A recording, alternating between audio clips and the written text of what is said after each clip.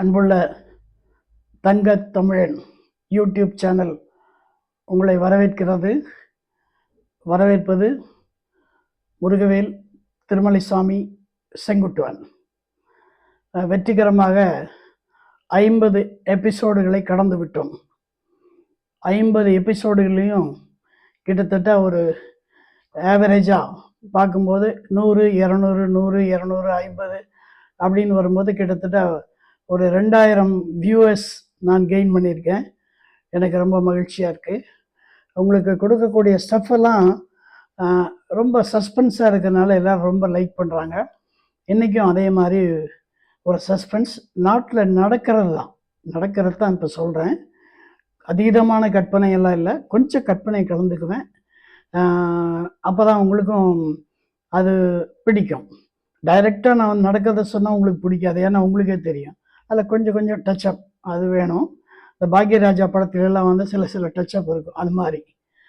Okay, இப்போ நம்ம பார்க்க போகிறது ஒரு ஹாஸ்பிட்டல் சீன். ஒரு பெரிய ஹாஸ்பிட்டலில் பார்த்தாலே பிரம்மாண்டமாக இருக்குது. அந்த ஹாஸ்பிட்டலோட போர்ட்டிகோவே கிட்டத்தட்ட ஒரு 400 அடி 500 அடி நீளம் அகலம். அந்த போர்ட்டிகோவில் பிரம்மாண்டமாக ஒரு கார் நிற்குது. அப்போ ஒரு ஆள் இறங்கி அந்த போர்ட்டிகோவை தாண்டி உள்ளே போகிறாரு. உள்ளே போனால் ரொம்ப லக்ஸூரியஸாக ஒரு ரிசப்ஷன்.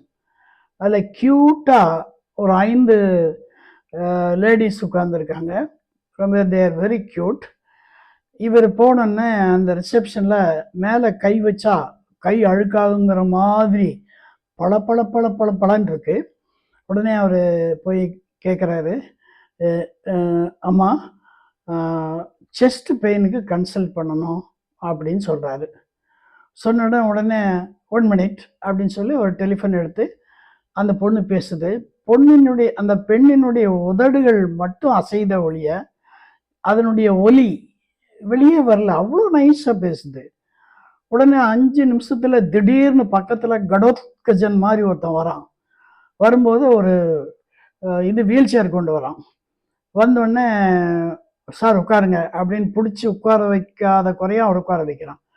அவன் இருங்கிறான். வந்தவன் இல்லை உட்காருங்க அப்படின்னு சொல்லிட்டு அந்த அம்மா சொல்லுது, 3rd ஃப்ளோரில் டாக்டர் இருக்கார் கன்சல்டேஷனுக்கு, நீங்கள் 3rd ஃப்ளோர் போகிறதுக்கு இப்போ சிரமமாக இருக்குது, இதில் போங்கன்னு சொன்னோன்னே அவன் உட்காந்துக்கிறான்.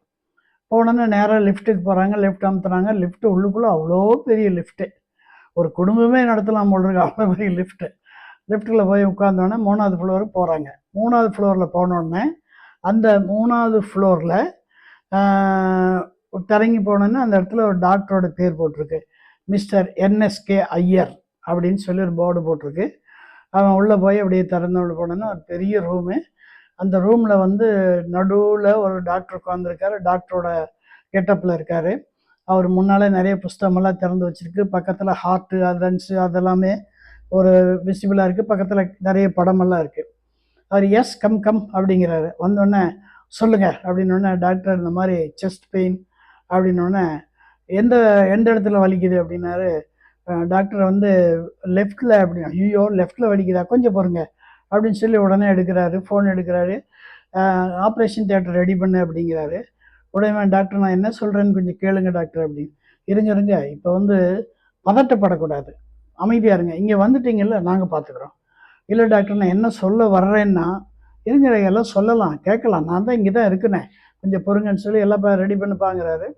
ரெடி பண்ணோன்னா கொஞ்ச நேரத்தில் ஒரு 3-4 பேர் ஸ்ட்ரெச்சரை தள்ளிட்டு வராங்க. வந்தோன்னே ஏறி படுங்க அப்படிங்கிறாரு. டாக்டர் அப்படிங்கிறாங்க.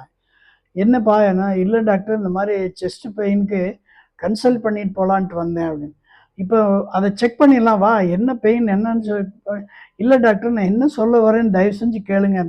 ஐயோ இப்படியெல்லாம் பேசக்கூடாதுப்பா, ஹார்ட் ரொம்ப வலிக்கும், பீட்டு ஜாஸ்தியாகும், அப்புறம் பிபி இஷ்யூ இதெல்லாம் ஏறிக்கும், மேலே மூளையில் நரம்பு வெடிச்சிடும், அப்படி இப்படின்னு சொல்லிட்டு கிடுகிடுன்னு எல்லாம் போகிறாங்க.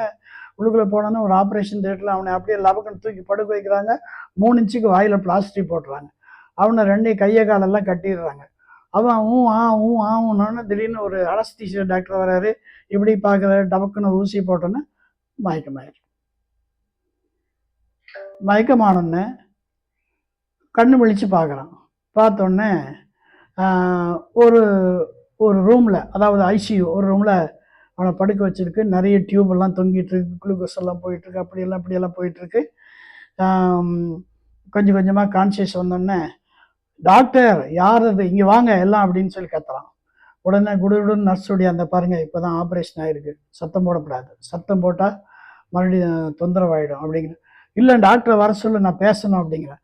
இருங்க இருங்க அப்படின்னு சொல்லி குடுகுடுன்னு அந்த நர்ஸ் போய் என்னவோ சொல்கிறா. உடனே அங்கேருந்து ஊசி தூக்கிட்டு வந்து நசுக்குன்னு குத்திடுறாங்க.